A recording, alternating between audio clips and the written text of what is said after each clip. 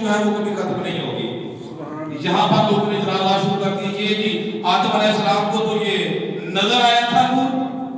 ایسے ہی ہے نا, آدم علیہ السلام کو یہ تو نور نظر آیا تھا, ہمیں تو نظر نہیں آتا, ہم تو ویسے اپنے گھٹنے چومتے ہیں. بابا جی یہ بھی مجھ پر بھی ایک مرتبہ اعتراض ہوا تھا جی, میں ایک جگہ پہ بیان کر رہا تو ایک بندہ کہنے لگا شاہ جی آپ نے تو بیان کر دیا کہ انگوٹھوں میں آدم علیہ السلام کا نور نظر آیا, ہمیں تو نظر نہیں آتا. تو میرے ذہن میں نا فوراً ایک جواب آ گیا, وہ بھی قرآن کی دلیل سے. اور یقین کریں آج وہ اہل حدیث جو ہے وہ میرا مرید بھی ہے.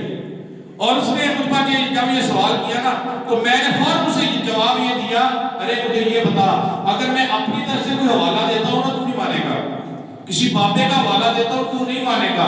اگر میں تجھے حوالہ قرآن کا دوں کیا تو مان جائے گا؟ اس نے کہا جی ہاں جی مجھے قرآن میں سے دکھا دو. میں نے کہا ٹھیک ہے, تو حج کو مانتا ہے؟ اس نے کہا جی مانتا ہوں. میں نے کہا جب تم حج کے لیے جاتا ہے, عمرے کے لیے جاتا ہے, خانہ کعبے کا طواف کیا جاتا ہے, طواف کرنے کے بعد صفا مروہ پہ جاتے ہو, وہ نہیں جاتے ہیں. میں الحمدللہ ساتھ حج کر کے آیا. اس بندے نے جب یہ کہا نا میں ساتھ, پھر پھنس گیا وہ. میں نے کہا اچھا اگر تو حج کر کے مجھے ایمانداری سے بتانا, خانہ کعبہ کا طواف کرنے کے بعد تو صفا مروہ بھی گیا؟ اس نے کہا جی میں گیا. کیسے صفا مروہ کی؟ اس نے کہا جی میں صفا میں جاتا تھا, مروہ میں جاتا تھا. میں نے کہا وہ جو سبز رنگ کی بتی لگی ہے, لائٹ لگی ہے, اس کا کیا ہوتا ہے؟ اس نے کہا اس کا نشانی یہ ہے کہ جو بندہ یہاں پر آئے وہ یہاں سے دوڑ کر گزرے. میں نے کہا اس کے دوڑنے کی کیا وجہ ہے؟ اب میرا اس کو جواب دینے کا انداز دیکھیں. میں نے پوچھا ارے مجھے یہ بتا, وہ سبز بتی جو سبز لائٹ لگی ہے وہاں پر دوڑنے کا کیا مقصد ہے؟ وہ مجھے کہنے لگا شاید اس کا مطلب یہ ہے کہ یہاں پر حضرت ابراہیم علیہ السلام کی بیوی اپنے بیٹے اسماعیل کو لے کر بھاگ رہی تھی. میں نے کہا بیٹے کو لے کر بھاگ نہیں رہی تھی بلکہ بیٹے کے لیے بھاگ رہی تھی. انہوں نے کہا جی ہاں جی ایسے ہی ہے. میں نے کہا اگر بیٹے کے لیے بھاگ رہی تھی اس کا مقصد کیا تھا؟ جی مقصد یہ تھا کہ اپنے بیٹے کے لیے پانی تلاش تھا, تلاش نہیں ہو رہا تھا. انہوں نے اپنے بیٹے کو ایک جگہ پہ بٹھایا, بھاگ کر ادھر جا رہی تھی, بھاگ کر ادھر جا رہی تھی, کہیں سے مجھے پانی مل جائے. میں نے کہا اچھا اگر وہاں پر تو بی بی دوڑی تھی تو تم کیوں دوڑتے ہو؟ اس نے کہا یہاں پر مقصد یہ ہے کہ وہ بی بی نے دوڑ لگائی, اللہ تعالیٰ نے کہہ دیا کہ اس وقت تک میں تیرا اس گھر میں آنا قبول ہی نہیں کروں گا جب تک اس بی بی کی سنت ادا نہ کی جائے, اس کی سنت پر عمل کیا نہ جائے. اس وقت تک تیرا طواف کعبہ, عمرہ, حج جو ہے وہ تیرا قبول نہیں کیا جائے گا. اگر یہاں پر آئے گا سال چکر بھی لگانا یہ بھی بی بی کی سنت ہے, تو میرے نزدیک اگر بی بی کی سنت صفا مروہ کرنے پر دوڑ لگانا بن سکتی ہے تو میرے نبی کے نام کو چومنا آدم علیہ السلام کی سنت ہے, جو تمام نبیوں کے باپ ہیں, تمام انسانوں کے باپ ہیں. یہ آدم علیہ السلام کی سنت ہے. تو وہاں پر بھی اگر ہم دوڑتے ہیں کس لیے؟ اس لیے دوڑتے ہیں کہ وہاں پر بی بی دوڑی تھی. نبی کے نام کو چومتے ہیں تو اس لیے چومتے ہیں کہ آدم علیہ السلام نے میرے نبی کے روح کو دیکھا اور چوما. ہمیں وہاں پر بی بی دوڑتی نظر نہیں آ رہی, ہمیں پانی کی بھی موجودگی وہاں پر ہے, آب زمزم کے وہاں پر کولر بھرے پڑے ہیں, ٹینکیاں بنی ہیں وہاں پر, ہم پھر کیوں دوڑتے ہیں؟ یہ بی بی کی سنت ہے. اگر ہمیں آج انگوٹھوں میں نور نظر نہیں آتا تو ہم اس نظریے سے چومتے ہیں کہ آدم نے چوما تھا. تو میرے نبی نے کہا تھا کہ چومے گا اس کی آنکھوں کی روشنی ختم نہیں ہوگی. ہم اپنے نبی کے حکم پر یہ عمل کر رہے ہیں. محمد رسول اللہ, محمد اللہ کے رسول ہیں, اللہ کے رسول ہیں. تو حضرت گرامی اسی طریقے سے میرے نبی کریم صلی اللہ علیہ وسلم اللہ کے رسول ہیں, آج بھی رسول ہیں, قیامت کے دن بھی رسول ہیں, اور قیامت تک آپ وحد اللہ کے محبوب ہیں اور کوئی محبوب نہیں ہے. کوئی خلیل بن گیا, کوئی آپ کا پیار کرنے والا بن گیا, کوئی کلیم بن گیا, کوئی مقام کسی کو مل گیا, اگر کسی کو محبوب کا مقام ملا ہے نا تو وہ محمد مصطفیٰ ہے.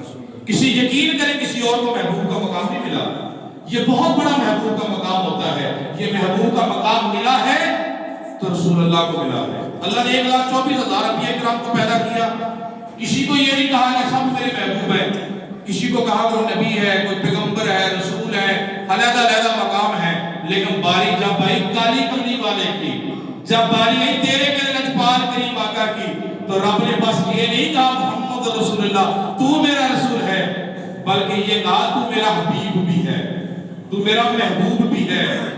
بلکہ یہاں تک اگر محبوب ہاتھ اٹھاتا ہے ہاتھوں سے چمک نکلتی ہے, اللہ فرماتا ہے ید اللہ, اے سونے گورے ہاتھوں والیا, اے ید اللہ کے گورے ہاتھوں والے, اگر میرے نبی اپنی زلفوں کو سنوارتے ہیں تو اللہ تعالیٰ فرماتا ہے واللیل کی ظلم والے. اگر میرے نبی اپنے سینے کو کھولتے ہیں اللہ فرماتے ہیں عالم نشرح کے سینے والے. اگر میرے نبی اپنے ہاتھوں سے وضو کرتے ہیں, ہاتھوں میں پانی لیتے ہیں, وہ پانی اپنے چہرے پہ ڈالتے ہیں, میرا اللہ فرماتا ہے وجہ اللہ, اے گورے مکھڑے والے, وہ دہا کے چہرے والے.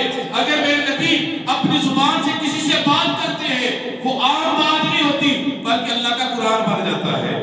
آج کے دور میں دیکھیں نا, ہم باتیں کرتے ہیں تو ہماری باتیں بن جاتی ہیں, ڈائجسٹ بن جاتی ہیں, کہانیاں بنتی ہیں, شعر بنتے ہیں, لیکن میرا نبی جب زبان سے پڑھتا ہے وہ عام بات نہیں بنتی بلکہ اللہ کا قرآن بن جاتا ہے.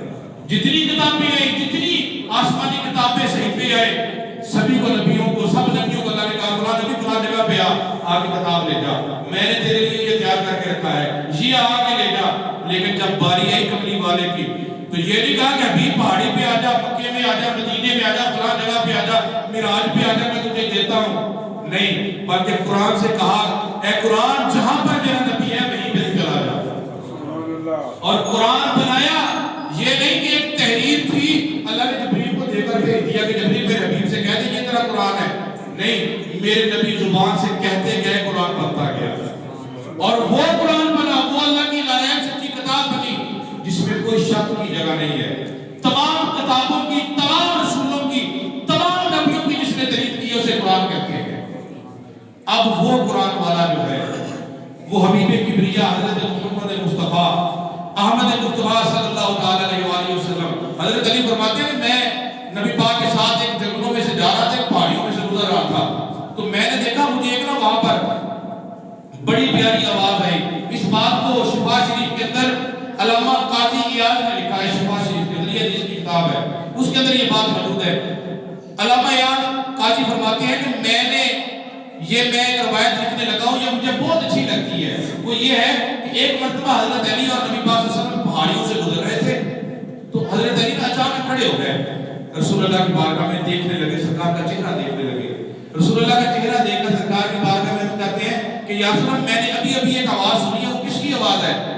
میرے آقا نے فرمایا کدھر سے سنی ہے؟ میں نے ادھر سے سنی ہے. اشارہ کر دیا, ہاتھ اٹھایا, اشارہ کر دیا.